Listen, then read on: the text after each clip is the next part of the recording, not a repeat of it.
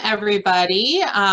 Today's webinar, we're going to talk about PMDP course scheduling for 2021. Are looking towards the future with those classes since we've had some changes here in the last few months in cancellation. So just a few things, just housekeeping items, and I'm going to turn the majority of this over to Anne-Marie Johnson.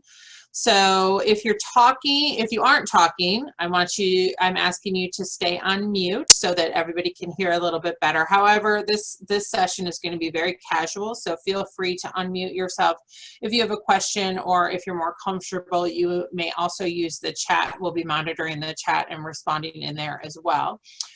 We are going to be doing some polls today, so I think most of you, if not all of you, were on the training last week, so we'll be using the polling again. The session is going to be recorded, so if you have to leave early or somebody isn't able to attend, they'll be able to watch it. And if you have technical issues, you can send a private chat to Kelly Schild and she will try to assist you. So with that, Anne-Marie Johnson is our Director of Credentialing and is the lead person on the scheduling of our PMDP courses. So she's going to talk through the process and answer some questions, and go ahead and take it away from there, Anne. Thank you, Crystal. First, I want to thank everyone for taking the time to attend today. This is something I've been wanting to do for quite some time. My whole goal and outlook for this process is to continue to have open communications with our chapter CEDs on this process. This project can be huge, and my ending goal for years is being to make this project positive for all of us. I want to set up every single one of our chapters for success, just as we want to set up our members for success. So I feel that having open communication and working together to get this project done is just the best for all of us all the way around. So this is going to be a very open and fluid meeting. There is no set agenda. Feel free, as Crystal said, to jump in if you have questions or if you have suggestions. Open floor. At this point, I wanted to just touch base. You know, we have a lot of things going on, as you know, with the COVID and everything else. So I think using this software and this opportunity for open communication is the best at this time. Everyone should have received our email for the 2021 schedule, and I'm sure you are all thinking, we don't even know what's happening with 2020 yet. So I know it's not an easy decision, and I am here personally to help all of you guys go through this process. In the email, as I'm sure you know, that we have a deadline for June 26th. My first thing, I wanted to touch base with our chapters. Some of you may be new, some of you may have been around. I've been around for 21 years, and I don't like to assume. I wanted to see, Crystal, I don't know if you have access to our polls, but I wanted to see, did you guys think our email this year and in the past years, are they clear? Are they informative? Do you have enough information to make an educated decision on what classes? And if you don't, would you please be so kind to share with us what kind of information you're looking for to assist you in making the best decision? So if you would share that information, that'd be great. I'm going to go ahead and end it. And so overwhelmingly, yes. That's great. But we do have a couple that, you know, that may feel that it's not fully the information they need. So in my email every single year, I offer for the chapter CEDs, so please feel free to contact me. And, you know, I really want you guys to understand that is always standing, because each chapter is completely different. We may have an Ohio chapter, maybe smaller, comparing to a Washington Metro chapter is huge. So each chapter is completely different, and sitting down and having a discussion with your exact chapter and your chapter needs and your members' needs, that is what I'm here for, to set you up for success. So please always feel free to call or email me. Every email I send out, especially to the chapters, I try to have my cell phone number on there, and I'm available even after hours if you just want to chat.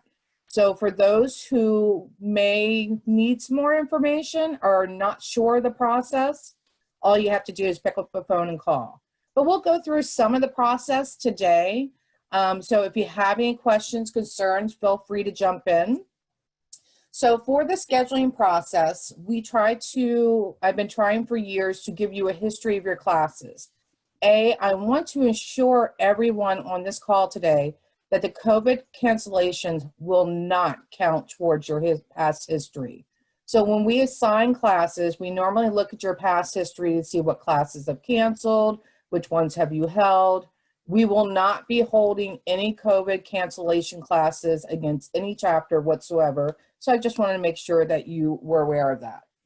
But we do try to track your history for you so you know how many classes you've had, how many students, and what's there. We also have the information package that will hopefully assist you in going through the outline. What is expected from the chapters when you hold a class?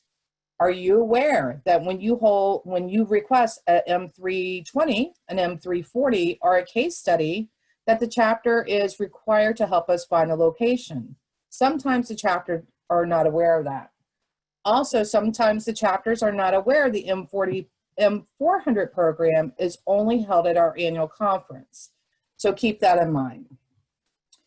Also, our package should also give you some input and some advice on how to make the selection. If you go through your package, it will ask you, have you put a volunteer group together? Ask your members, what are they looking for this year? Do you have enough people who have met the qualifications to hold a PCAM case study? If you don't know that information, we can help you pull those individuals and your specific chapter and let you know if they've taken all the qualifications. So there's a lot of tools that are around to assist you in making those decisions, and we're here to help you. Also, Anne-Marie, really quick, we do have a question. Yes. It was asked if it's recommended to repeat any of the canceled classes from Absolutely. Absolutely. So for the canceled classes, I have not been very vocal what's happening. In the beginning, it was my hopes that the COVID would calm down and I would be able to reschedule a few of these towards the end of the year. So we would be able to make these come back for your chapters. But since we are now canceling, I think we're now, Crystal, correct me if I'm wrong, over 60 classes we've canceled. Yeah, sounds about right. I think it's about 40% of the classes for the year. Yeah, I'm going to be honest. I don't see a way that I'm going to be able to reschedule all of those. And with the current, newscast, there's many states that the COVID is now starting to increase again. It's changing daily, so I don't want to make any promises and say, yes, I'm going to give you that 202 again when I don't know what's going to happen next week. And I'm sure you guys are all dealing with the exact same situation.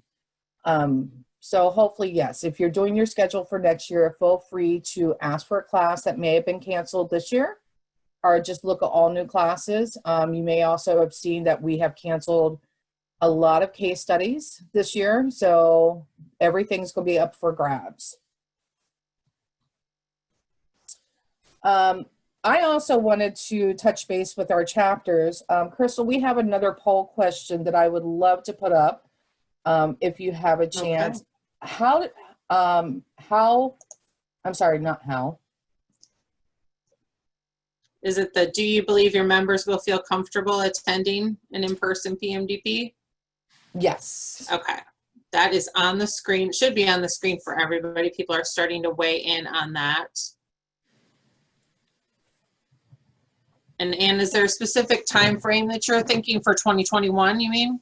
For 2021, at this point, I would love to get an idea. I mean, we are meeting every 2 weeks at this point in time to figure out where we're going with classes. I will tell you for our weekly classes, I am now trying to reach out to chapters. I'm reaching out to faculty. I'm researching where your local area and where you are in phases.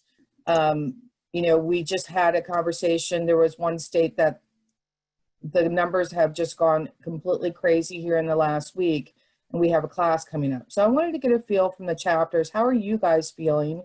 And how are your members feeling? You may be able and ready to move forward but do you honestly think your members are ready to go back into a classroom class?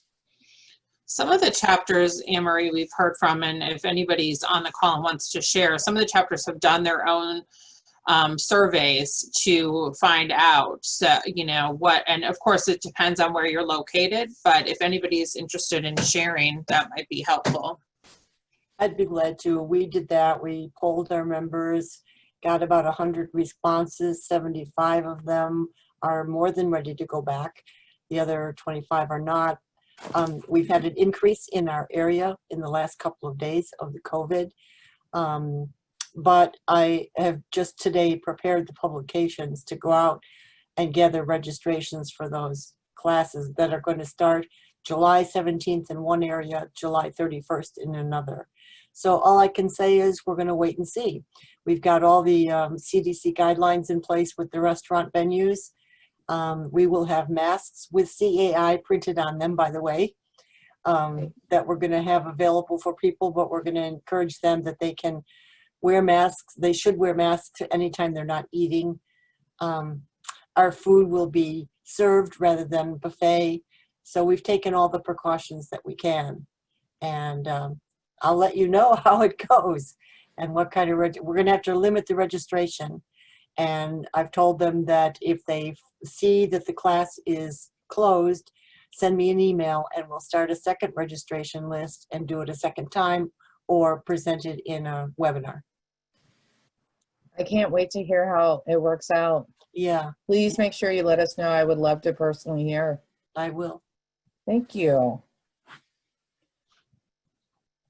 Anyone else have any, are you doing any in-house or person-to-person meetings at this point in time? No. Okay, great. Also, I wanted to see, Crystal, there's one poll I wanted to chat with the chapters about, and it's about marketing your PMDP classes. So when we're back, I would love to hear what you've done in the past and what you're planning to do in the future. So we have a poll about how do you market your PMDP programs? Do you put it on your chapter website? And I can even expand it more. Are you doing social media? Are you using our ads and flyers? Are you phoning potential attendees? I know what we are doing email and social media from national office, but I wanted to see what the chapters were doing and what we can do to assist you. Oh, that's great. Wow, you guys are amazing. Is there any, does anyone have any input or any other marketing ideas that we can share with each other how to pull students into the educational classes?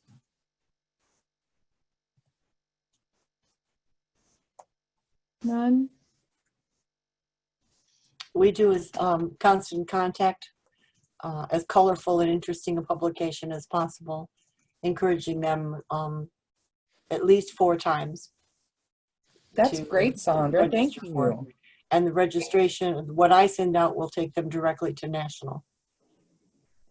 That's great. We do the same thing. We send out through MailChimp to all of our managers multiple times for the classes. We put it on our social media. And I also send personal emails to our manager members with the flyer that we, from you guys that we create to reflect our chapter. So that's kind of how we market it, as well as putting it on the website and stuff like that. Great, and you guys are seeing those ads and flyers. They're easy enough for you guys to manipulate and add your own information. Yeah. Great, wonderful to hear that's working. Tina, I think you had your hand raised. Yeah, I was just going to add to that. I actually reach out to the owners of the management companies when I see the numbers are down, and they always do a big push for me, and we usually hit our 20% at least for most of our classes. But that's usually the tipping scale for me. If we're close to, a lower amount of people, then I'll reach out to those management company owners, and they usually push it to their members. And when it comes from the boss, it kind of gets people to sign up. So. That's a great input, Tina. Thank you so much. I know. I've heard- I'm sorry, ahead. Anne-Marie. I just wanted to say one of the things that I know some of the Florida chapters have been doing is they have been putting all of the PMDP courses in the state in their magazines or newsletters. And so if you guys have, multi-chapters in a state, it may be a good idea because, a lot of people like to stay in Florida and they may need a class that's not being offered in their chapter. And so that's a good way to promote all of the courses within the state.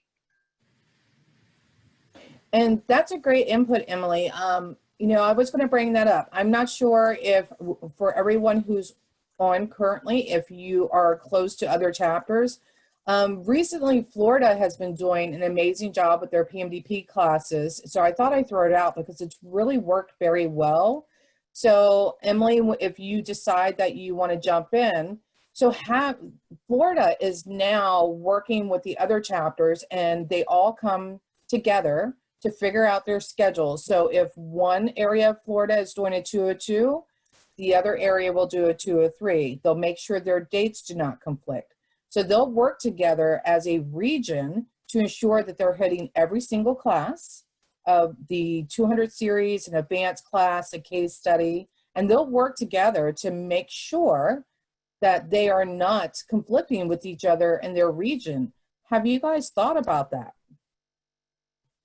Poll is up right now. We have about 75% of the people responding. Oh, that's great.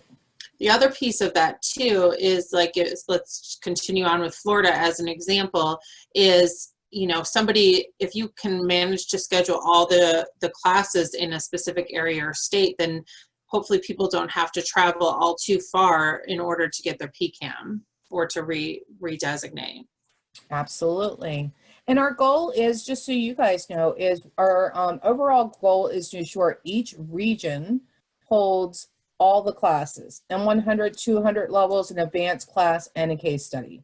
So when we're doing the schedule, that is one thing we'll look at. We'll look at not the chapters as individuals, but as a region to ensure everyone is covered.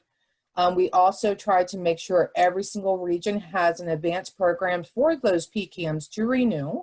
So if your chapter held a 340 last year, you may not get a 360 this year because we're going to move that advanced class over to another chapter. So we kind of take turns for everyone. So not everyone in that region has to travel. So just so you guys know how we make decisions. I hope that information helps. I also wanted to touch base, even though this is about the 2021 schedule, we have not done it here in the last month or so due to COVID, but I wanted to see from our chapter CEDs. Years ago, I started a weekly email correspondence. So if you're getting ready to hold a PMDP class, I will start communicating with you guys and copying the faculty approximately about 60 days out, letting you know every single week how many students you have in your class. Is that information helpful, or is it just tedious and it's too much email for you guys? And if it is working, is there something else you need? Is there more information you would like to see? Would you like to have more input on your faculty? I would love to hear your input. Yeah, we don't have a poll on this, so I see some people are using the reactions with their thumbs up. I love that. Well, I love it because in the past I have contacted National to say, can you please tell me who I've got coming to my class or how many do I have? So the fact that you send it to me, I like it a lot. Great. I'm also getting a lot of questions from our chapter. I'm trying to figure out a solution, and maybe we can come up with a solution together. With the weekly emails, I know I've had some great chapters reach out to me and say, hey, Ann, I got your weekly email. This is great information. I have 10 students, but I don't know who those 10 students are. Can you send me a roster? So maybe figuring out a way where we can put a roster or be able to run something where the chapters can manipulate that information so you can see who to market to and who not to market to, since you're not sure who registered at that time. So maybe we could do something like that, or any other suggestions you guys may see. Any questions?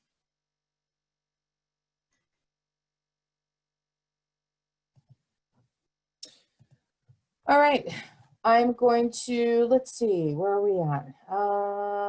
So now we're almost ready for 2021, guys. Our scheduling date is coming up soon.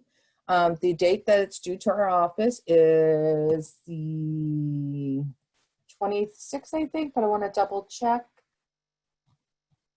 It is the 26th. So I'm just wondering, have you guys reached out to your members to see what they want? Have you guys, run your reports to see if you have individuals for credentials who need certain classes? Are you getting a volunteer group to do this for you? Go ahead and also comment on some of that stuff in the chat as well. Perfect. Thank you, Crystal. Sure. No. Okay. Okay, I'm going to go ahead and end polling on this one. It looks like almost everybody is in. Pretty split there. Let me share it with you. There you go. Thank you. So maybe we can share some ideas either from Anne Marie or from other chapters on how you utilize your members to pick the courses. Yeah, it seems like that may be one of our struggles, is how to figure out which courses to pick to ensure that we are meeting the minimum 10 and to make sure that we're setting up our members. So that may be one of the tasks that we need to look at this year, is how can we assist the chapters in selecting the right programs. Anne Marie, there was actually a question in the chat about this. Karen Mayfield asked, how do we know how many PCAM members in our chapter are renewing the PCAM so that we can request and receive a 300 level class? Absolutely. For the chapters, you should be able to access your designations report, where you can pull how many designees are in your area. I will double check to make sure that report is still available for the chapter only area, and make sure that's out there. If not, we will see what we can do to get that back out there, because It is out there. Does it have a date on it, Anne Marie? I'm not sure. Karen or Emily might be able to comment on it about their expiration date, because that would be helpful. I will look right now. Okay, thanks, Emily. Yeah, at that point, we put that out there so you could see how many AMSs you have out there all the time, whether you want to use it to announce designees, or if you want to use it for your PMDP scheduling concept. So you can see how many PCAMs you may have. You can see how many AMSs you have. So hopefully that will assist you. And like I said, if someone wants to make a decision, hey, we've never done a case study, I do have a specialty report at the office that I can pull by chapter of every manager in a certain area who has completed all the 200 levels. So if you're thinking about choosing that one, always feel free to reach out to us so I can tell you, hey, there's only 6 people in your area, or you may have 19 in your area. And that way we can help you make the best decision.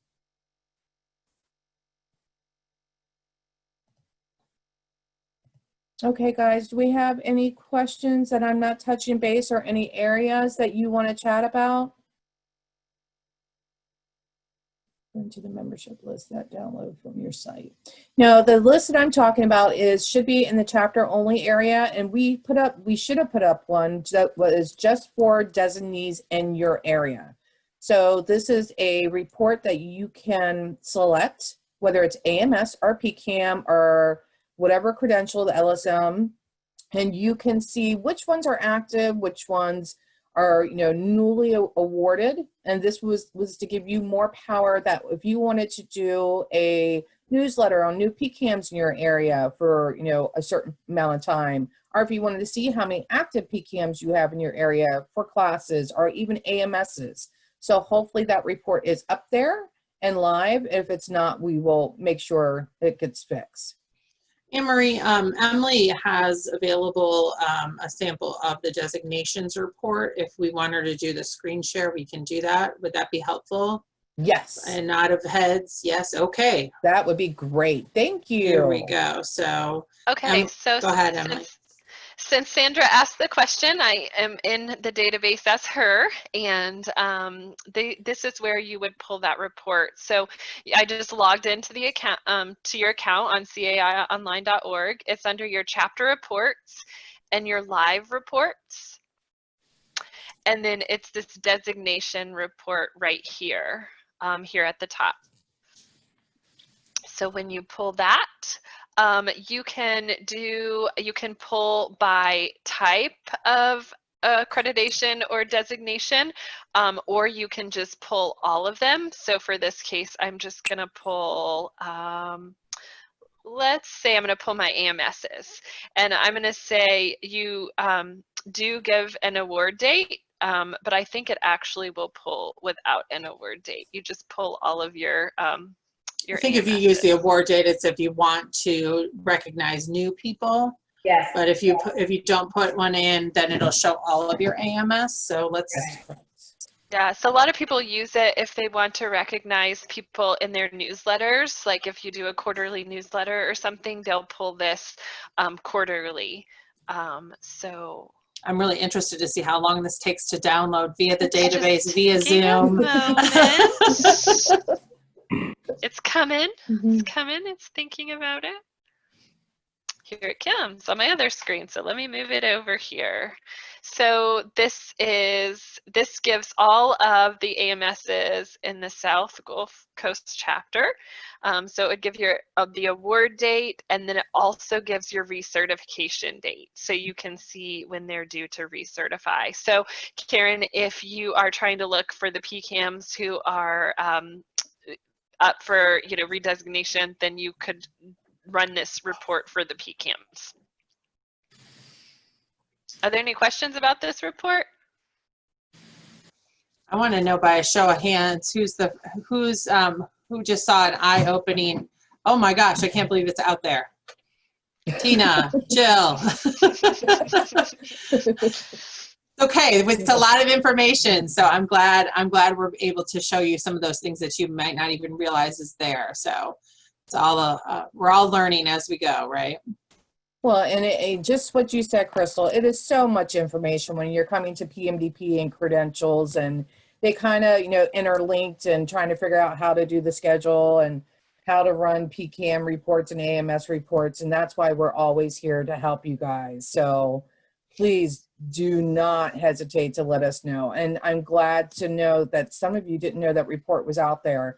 We were trying to give you as much more flexibility for information that we have at National, so you could have it 24 hours, 7 days a week at your access. I also did want to touch base on a few things. I went through some of the old questions during the scheduling process, so hopefully I can help you understand a few things when it comes to scheduling. Main thing when you're sending your dates in, please make sure that you're checking your dates to avoid. That seems to be a pattern where we have to maybe change dates. We want to give you the class, but it's conflicting. So please just double check your dates to avoid. Also, please note, even though you may have checked your dates to avoid, when we are doing the scheduling process, and it's really nowhere in the instructions, but when we're doing them and we have 200 classes, and if I have all the chapters, 8 chapters who want 1 week, and then I have 1 chapter person who may want 1 class in another week, and that's the only class that week, we will move that class and put it in with the other ones and start giving that 1 class that entire week. So if you see that your class date has changed from what you requested, if you give me dates to avoid in your chapter, it kind of helps us when we're making decisions if we have to move your class. So when you see that first draft and you're like, whoa, wait a minute, Anne changed my date. I don't like changing dates, but if I only have that 1 class in that 1 week and there's nothing else there, just make sure that say, no, Anne, I'm sorry, we can't do that date. Can you move it this one? And that's why I try to make sure you guys can see what dates are open, and that way you can modify those.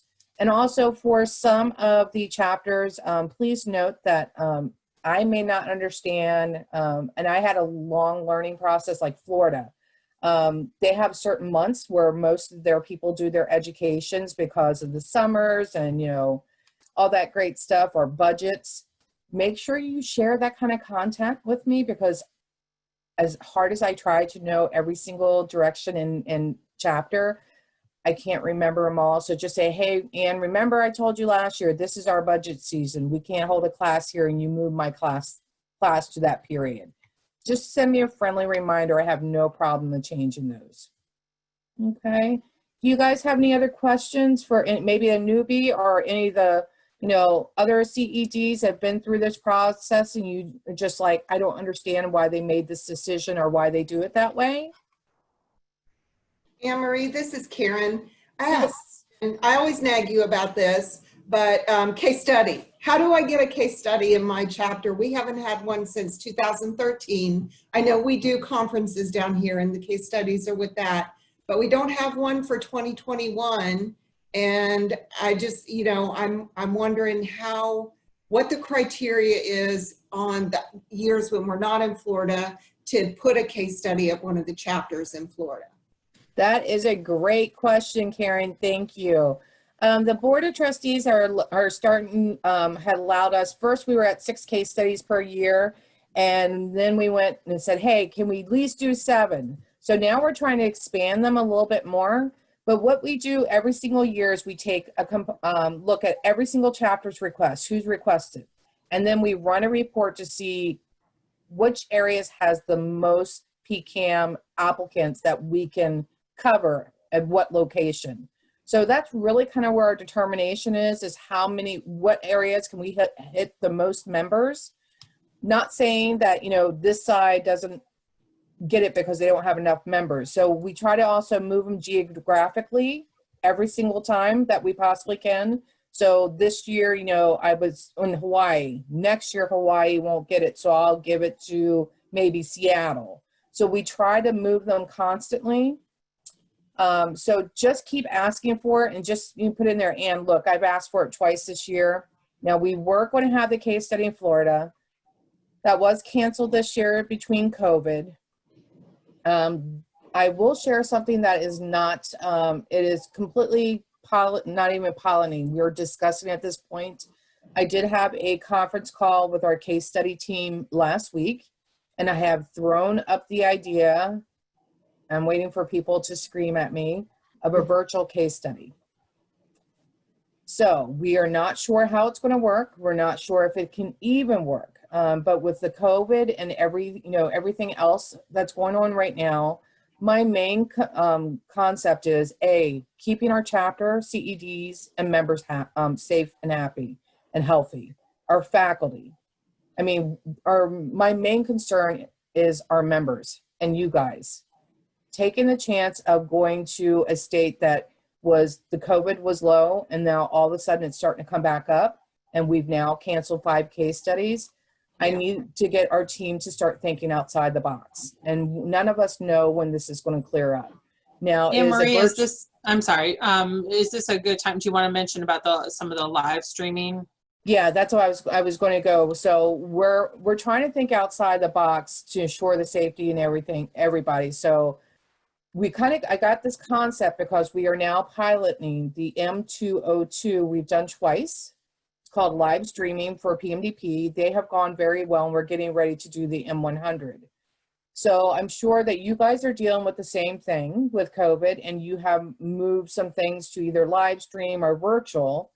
And so I wanted to ask you guys, you know, as chapter CEDs, with going through this process and thinking outside the box to get your members active during this time, a lot of people have gone virtual. Where do you guys see your members going virtual at this point in time? So I wanted to do a poll on, Crystal, can you pop it up for me, please? Okay, here it is. Can you guys see it? Do you feel your members would prefer more live stream PMDP programs? Now that we've pretty much all, whether it's national or chapters, we put our feet in the water of doing live stream and online. Do you think your members at this point in time are going to be more comfortable with that kind of concept? And the votes are still coming in here. Now, there is a difference between the live stream, which is live with the facilitator. The online courses are self-paced. There is no live facilitator. So that's the difference if anybody's curious about that. Thank you for that, Crystal. Sure. Okay, I think everybody who is going to vote has voted. So I'm going to go ahead and end this poll and share it for you. There you go. Perfect. Wow. So my one concern with the live stream is we first started, just so you know, we first started with the M202 because that is a one-day program. So we have created that as a 2-day live stream program. So someone's not sitting at the computer all day long. We're going to try an M100 coming up here soon. That is going to be our biggest challenge. That is the longest PMDP class. Now, whether we can keep the attention of our members at a computer for a live stream program for that long of a period, I think that's going to be our challenge. So hopefully once we try that, we can, give you guys some insight.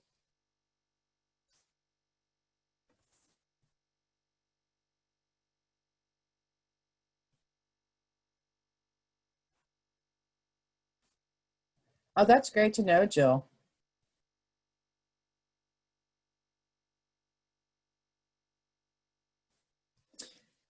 I agree, Karen, that of course, since I run the classroom classes, I mean, we've received a lot of input from our managers that the classroom classes are more about networking and more about, learning different aspects.